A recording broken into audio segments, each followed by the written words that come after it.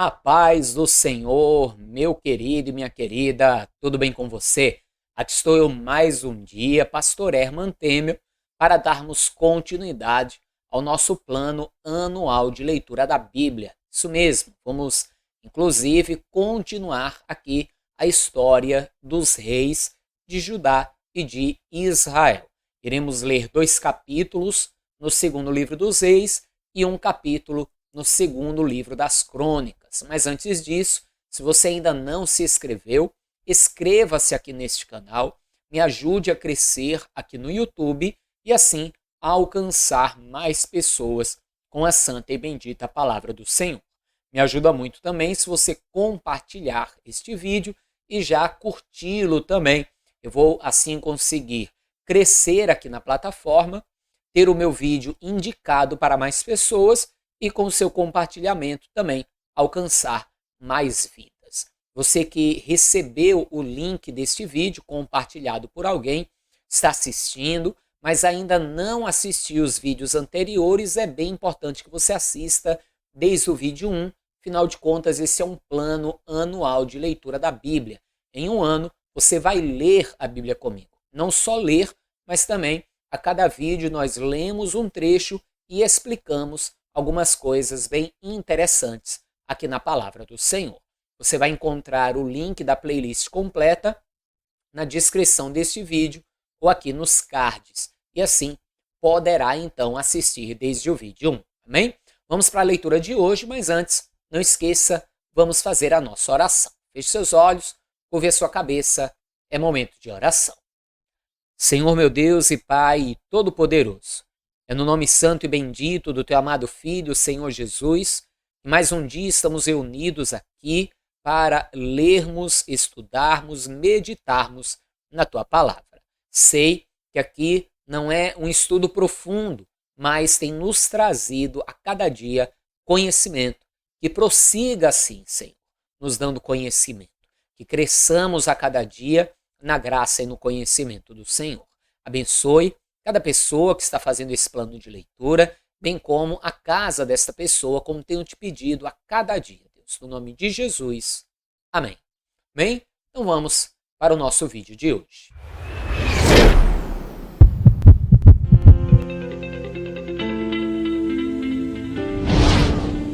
E no ano 7º de Jeú, começou a reinar Joás.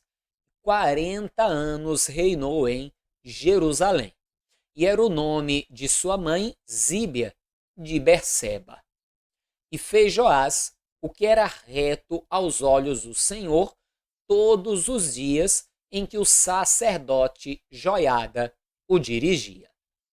Lembra do que lemos ontem e comentamos ontem? Esse é justamente o garoto que começou a reinar com 7 anos de idade, debaixo da tutoria do sacerdote Joiada. Observou aí o detalhe?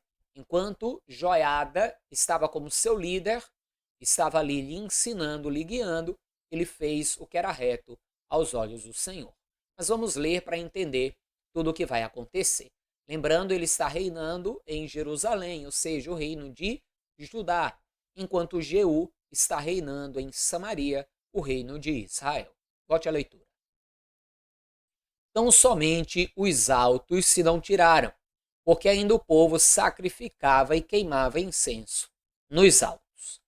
E disse Joás aos sacerdotes: todo o dinheiro das coisas santas que se trouxer à casa do Senhor, a saber, o dinheiro daquele que passa o arrolamento, o dinheiro de cada uma das pessoas, segundo a sua avaliação, e todo o dinheiro que trouxer cada um voluntariamente para a casa do Senhor, os sacerdotes o recebam, cada um dos seus conhecidos, e eles reparem as fendas da casa, segundo toda a fenda que se achar nela.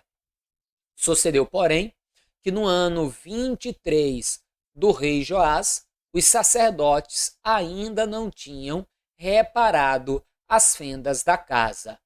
Então o rei Joás chamou o sacerdote Joiada e os mais sacerdotes e lhes disse: por que não reparais as fendas da casa? Agora, pois, não tomais mais dinheiro de vossos conhecidos, mas dai-o em prol das fendas da casa. E consentiram os sacerdotes em não tomarem mais dinheiro do povo, nem em repararem as fendas da casa. Porém, o sacerdote Joiada tomou uma arca e fez um buraco na tampa, e a pôs ao pé do altar, à mão direita dos que entravam na casa do Senhor.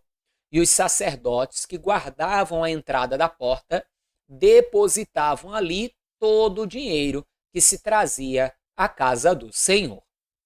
Sucedeu, pois, que quando viram que já havia muito dinheiro na arca, o escrivão do rei subia com o sumo sacerdote e contavam e ensacavam o dinheiro que se dava na casa do Senhor.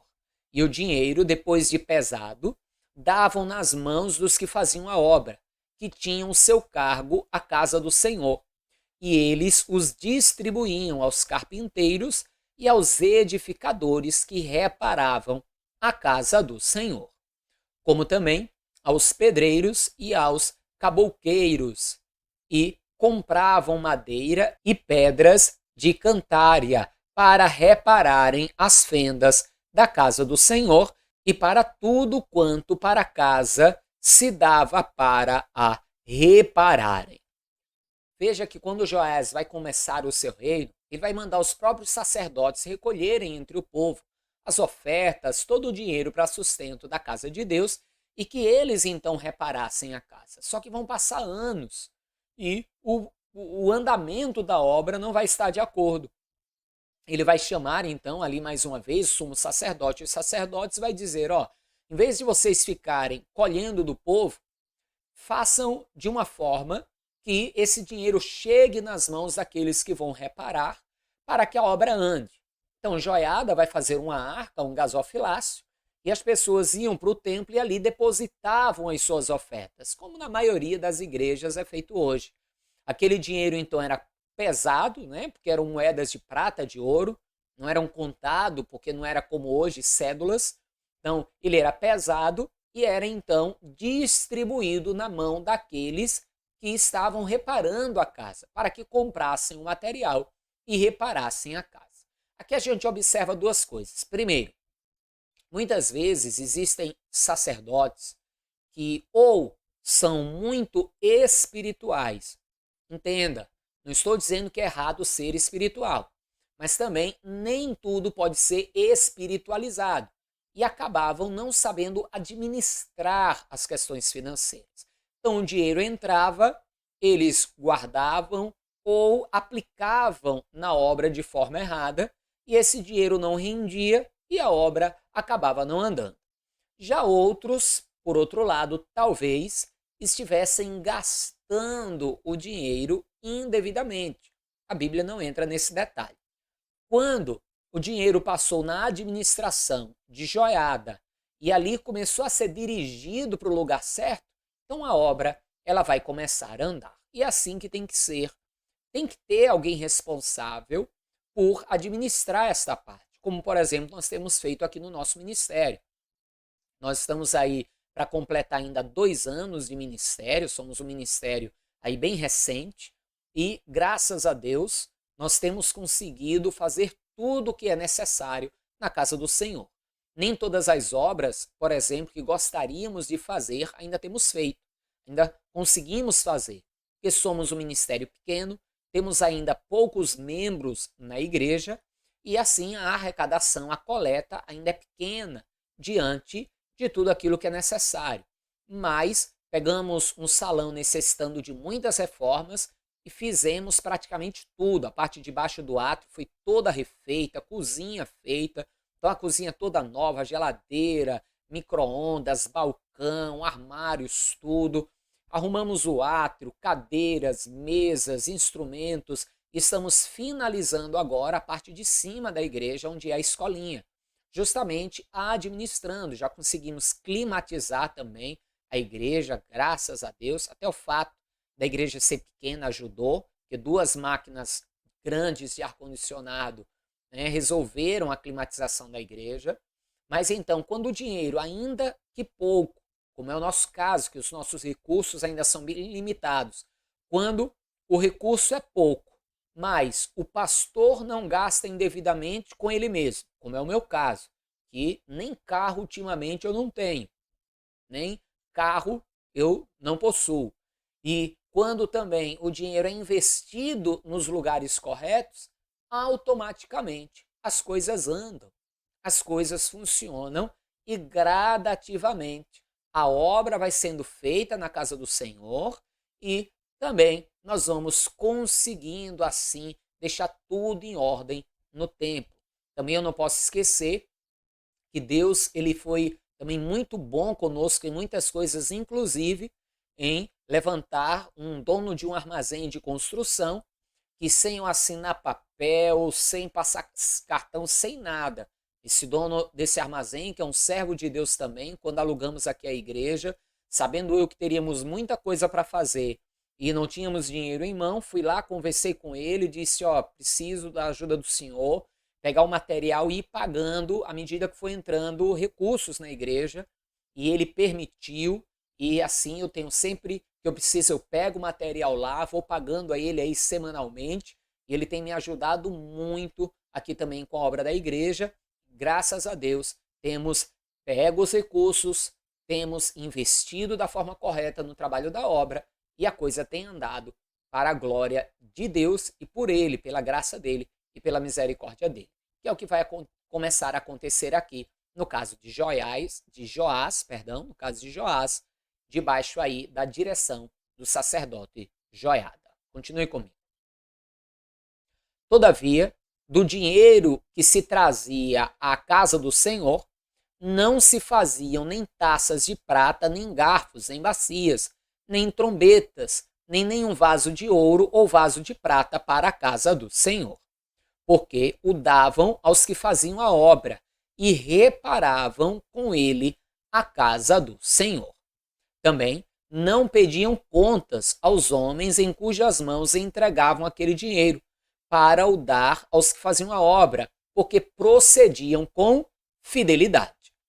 Veja aí dois detalhes. Primeiro, estou falando aqui que estamos para completar 2 anos de ministério.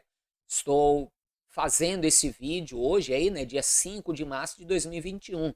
Não sei quando você está assistindo esse vídeo aí, talvez você esteja assistindo em um período, quem sabe em 2023, 2030, não sei quando você estará assistindo esse vídeo.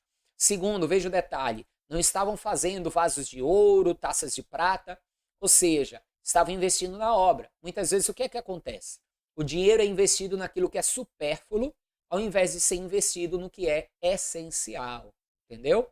Então, esse cuidado também tem que se ter na administração. Às vezes a pessoa faz isso na sua vida pessoal, fica investindo naquilo que é supérfluo, em roupa de grife, TV, não sei o que lá, e muitas vezes não gasta com o que é mais necessário do que uma boa alimentação e uma boa educação para os filhos e para a família. Volte à leitura comigo. Sim, ó, já esquecendo também de falar desse versículo, que eu acabei voltando. Eles faziam a obra com fidelidade, ao ponto que não precisava haver prestação de contas. Como é bom, quando pode ser assim. Quando o membro, o ofertante, pode confiar no pastor, confiar que o seu dinheiro está sendo bem investido. E como isso é possível? É simples. Nós podemos ver pelas obras. Lembra que Jesus disse? O fruto será conhecido pelas suas obras. Eu posso dizer, graças a Deus, que os membros aqui da igreja confiam na minha administração. E por que isso? Porque sou santo, porque sou o melhor? Não. Porque graças a Deus, pela ação do Espírito Santo na minha vida, os meus frutos são dignos de confiança. Amém? Volte à leitura. Mas o dinheiro do sacrifício por delitos e o dinheiro por sacrifício de pecado se não traziam à casa do Senhor, porém eram para os sacerdotes. Veja, por que diz aqui então que o dinheiro do sacrifício por delitos, né, de alguns sacrifícios específicos, vamos dizer assim, não era levado para a casa do Senhor para reparar, mas para os sacerdotes? Porque os sacerdotes eram sustentados justamente com o dinheiro dos dízimos, das ofertas. E aqui tem um detalhe, tem muita gente que diz assim, mas na época do Antigo Testamento o dízimo não era dinheiro, era arroz, era cevada, era trigo, era animais, até um ponto. Vai chegar um ponto, como você está vendo aí, que era levado dinheiro mesmo, como hoje. Hoje ninguém recebe pagamento com boi, cabra, ovelha, nem nada, recebe pagamento com dinheiro. Então o sustento da casa do Senhor também é feito da mesma forma. E lógico, há a parte do dinheiro que é para a obra e manutenção do templo, e há a parte do dinheiro que é para o sustento do sacerdote, para o sustento do pastor. O que não pode é o pastor gastar demasiadamente, querer ter uma vida de luxo e de ostentação, principalmente quando a casa de Deus e os membros estão precisando, estão carentes, né? Como nós vamos ver aqui, que a casa de Deus passou um tempão sem fazer reformas. Para onde estava indo o dinheiro? Para sustentar os sacerdotes. Então, o sacerdote ele é digno do seu sustento, ele precisa ser sustentado, principalmente nos ministérios como o nosso, que o sacerdote se dedica inteiramente à igreja, à obra, ao cuidado do povo, e também tem que ser utilizado na obra. Não pode ser usado demasiadamente para a vida do pastor. Tem que haver uma divisão coerente e sabendo as prioridades e o que é devido ser feito com o dinheiro do povo. Afinal de contas, é o dinheiro do povo que estará sendo investido na obra do Senhor. Amém? Continue a leitura. Então subiu Azael, rei da Síria, e pelejou contra Gate, e a tomou. Depois Azael resolveu marchar contra Jerusalém. Porém, Joás, rei de Judá, tomou todas as coisas santas que Josafá e Jeorão e Acasias, seus pais, reis de Judá, consagraram, como também todo o ouro que se achou nos tesouros da casa do Senhor e na casa do rei, e os mandou a Azael, rei da Síria, e este então se retirou de Jerusalém.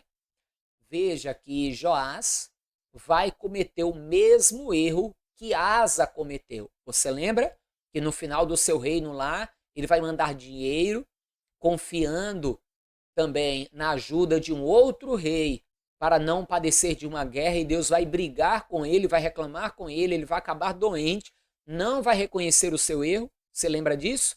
Olha aí Joás cometendo o mesmo erro. Em vez de clamar ao Senhor, ele vai pegar o ouro da casa do Senhor para dar como pagamento a Azael, para ele não atacar a Judá. Mais um erro aí cometido, infelizmente. Continue a leitura. Tudo bem que ele era ainda muito jovem, tinha Joiada, lógico, ali para o instruir, mas ele, como rei, ele não era obrigado a obedecer a Joiada. Continue a leitura. Ora, o mais dos atos de Joás e tudo quanto fez mais, porventura, não estão escritos no livro das crônicas dos reis de Judá? E levantaram-se os seus servos e conspiraram contra ele, e feriram Joás na casa de Milo, que desce para Sila. Porque Josacar, filho de Simeate, e Josabade, filho de Somer, seus servos, o feriram e morreu, e o sepultaram com seus pais na cidade de Davi, e Amazias, seu filho, reinou em seu lugar. Nós vamos ler agora o capítulo 13 do segundo livro dos reis, depois vamos lá para o segundo livro das crônicas para ver mais alguns detalhes ainda aqui dessa história, tá? Mas continue comigo a leitura aqui. No ano 23 de Joás, filho de Acasias, rei de Judá, começou a reinar Jeoacás, filho de Jeú, sobre Israel em Samaria, e reinou 17 anos. E fez o que era mal aos olhos do Senhor, porque seguia os pecados de Jeroboão, filho de Nabate, que fez pecar a Israel. Não se apartou deles, pelo que a ira do Senhor se acendeu contra Israel, o qual deu nas mãos de Azael, rei da Síria, e na mão de Ben-Hadad, filho de Azael, todos aqueles dias. Porém, Jeoacás suplicou diante da face do Senhor, E o Senhor o ouviu, pois viu a opressão de Israel, porque os oprimia o rei da Síria. E o Senhor deu um salvador a Israel. E os filhos de Israel saíram de debaixo das mãos dos sírios e habitaram nas suas tendas como dantes. Veja como Deus é misericordioso, hein? Os reis de Israel vêm sempre fazendo o que é mal aos olhos do Senhor, pagando o preço por causa disso. Parece que não aprendem. É os filhos continuando a andar no pecado dos pais. Mas sempre que o seu povo, ou o próprio rei ímpio, clama a Deus por misericórdia, Deus tem piedade do povo e dá um jeito de os ajudar. E o povo parece que não aprende.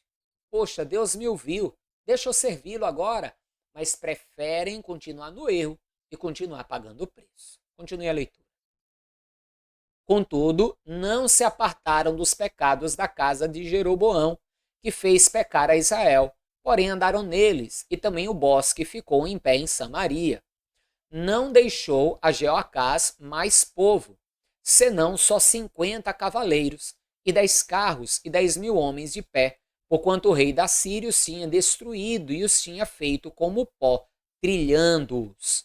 Ora, o mais dos atos de Jeoacás e tudo quanto fez, e o seu poder, porventura, não estão escritos no livro das crônicas dos reis de Israel?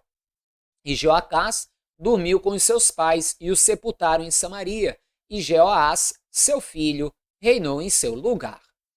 No ano 37 de Joás, rei de Judá, começou a reinar Jeoás, filho de Jeoacás, sobre Israel, em Samaria, e reinou 16 anos. E fez o que era mal aos olhos do Senhor. Não se apartou de nenhum dos pecados de Jeroboão, filho de Nebate, que fez pecar a Israel, porém andou neles. Ora, o mais dos atos de Jeoás, e tudo quanto fez, e o seu poder com que pelejou contra Amazias, rei de Judá, porventura, não estão escritos no livro das crônicas dos reis de Israel? E Jeoás dormiu com seus pais, e Jeroboão se assentou no seu trono, e Jeoás foi sepultado em Samaria, junto aos reis de Israel. E Eliseu estava doente da sua doença de que morreu, e Jeoás, rei de Israel, desceu a ele, e chorou sobre o seu rosto e disse: meu pai, carros de Israel e seus cavaleiros. E Eliseu lhe disse: toma um arco e flechas. E tomou um arco e flechas.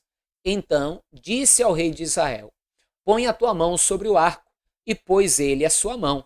E Eliseu pôs as suas mãos sobre as mãos do rei. E disse: abre a janela para o oriente. E abriu-a. Então disse Eliseu: atira. E atirou e disse: a flecha do livramento do Senhor é a flecha do livramento contra os sírios, porque ferirás os sírios em Afeca até os consumir. E disse mais: toma as flechas, e tomou-as. Então disse ao rei de Israel: fere a terra. E feriu-a 3 vezes e cessou. Então o homem de Deus se indignou muito contra ele e disse: 5 ou 6 vezes a deverias ter ferido. Então ferirás os sírios até os consumir. Porém, agora só 3 vezes ferirás os sírios. Depois morreu Eliseu e o sepultaram. Ora, as tropas dos moabitas invadiam a terra à entrada do ano. E sucedeu que, enterrando eles um homem, eis que viram um bando e lançaram o homem na sepultura de Eliseu. E caindo nela o homem e tocando os ossos de Eliseu, reviveu e se levantou sobre os seus pés. E Hazael, rei da Síria, oprimiu a Israel todos os dias de Jeoacás. Porém, o Senhor teve misericórdia deles e se compadeceu deles, e tornou para eles por amor do seu concerto com Abraão, Isaque e Jacó, e não os quis destruir, e não os lançou ainda da sua presença. E morreu Hazael, rei da Síria, e Ben-Hadad, seu filho, reinou em seu lugar.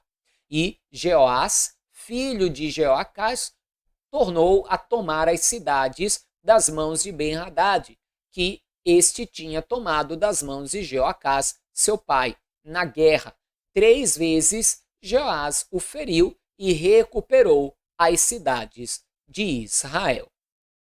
Amém, amados? Veja que coisa, hein? Primeiro, Eliseu, até depois de morto, ressuscitou um cadáver. Quanto poder de Deus havia sobre este homem, hein? Quanto poder de Deus. E viu aí? Se cumpriu a questão das flechas.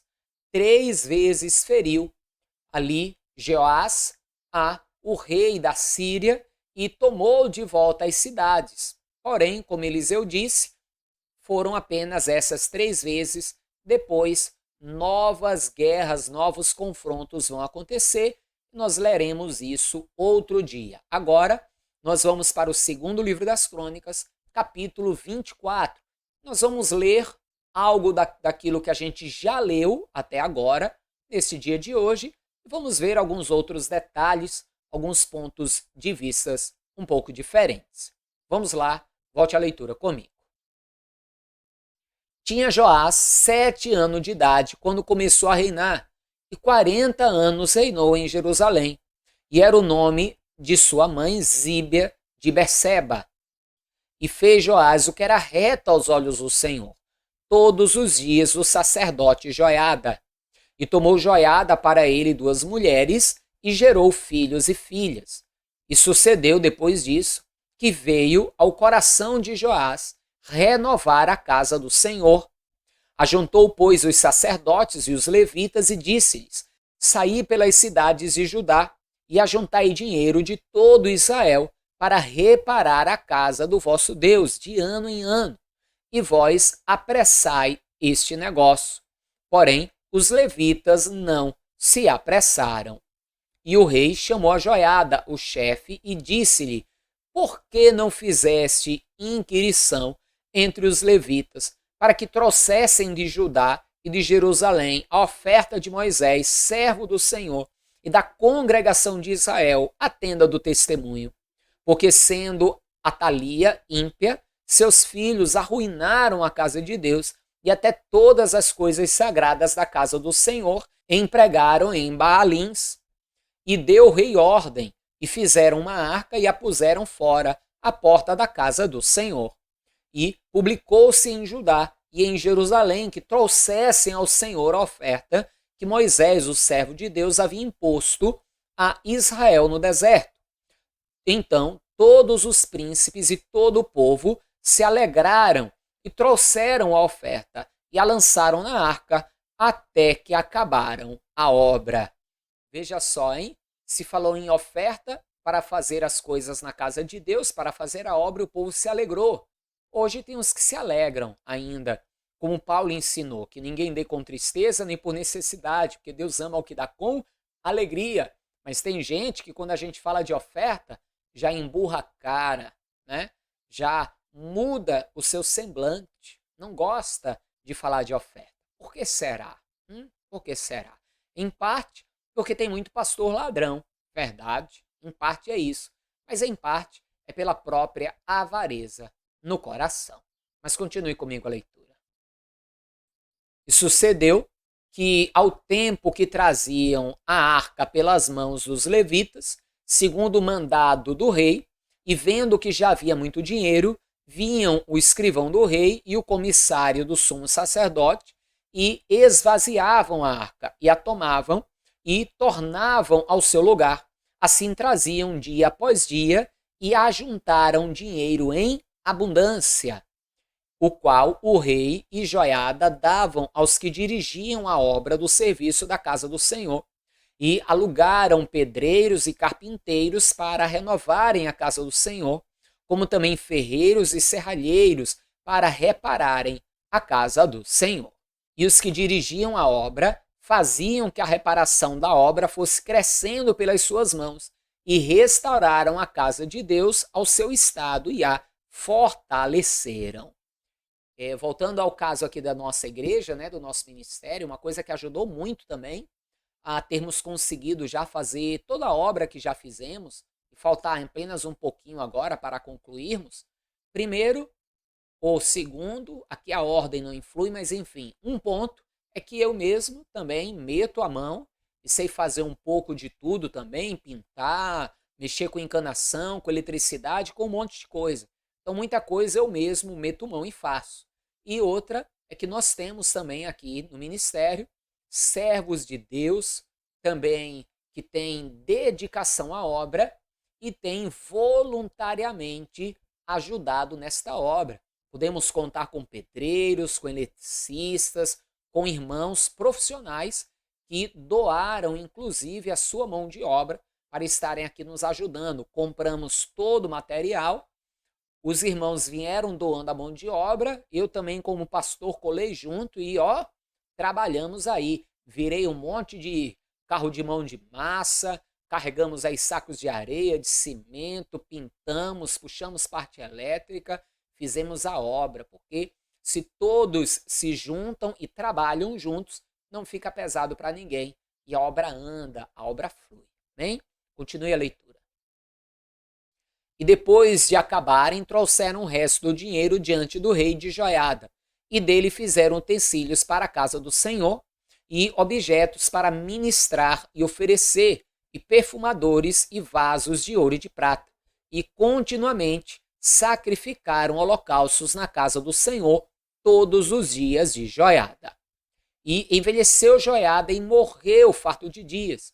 Era da idade de 130 anos quando morreu. E o sepultaram na cidade de Davi com os reis, porque tinha feito bem em Israel, e para com Deus e a sua casa.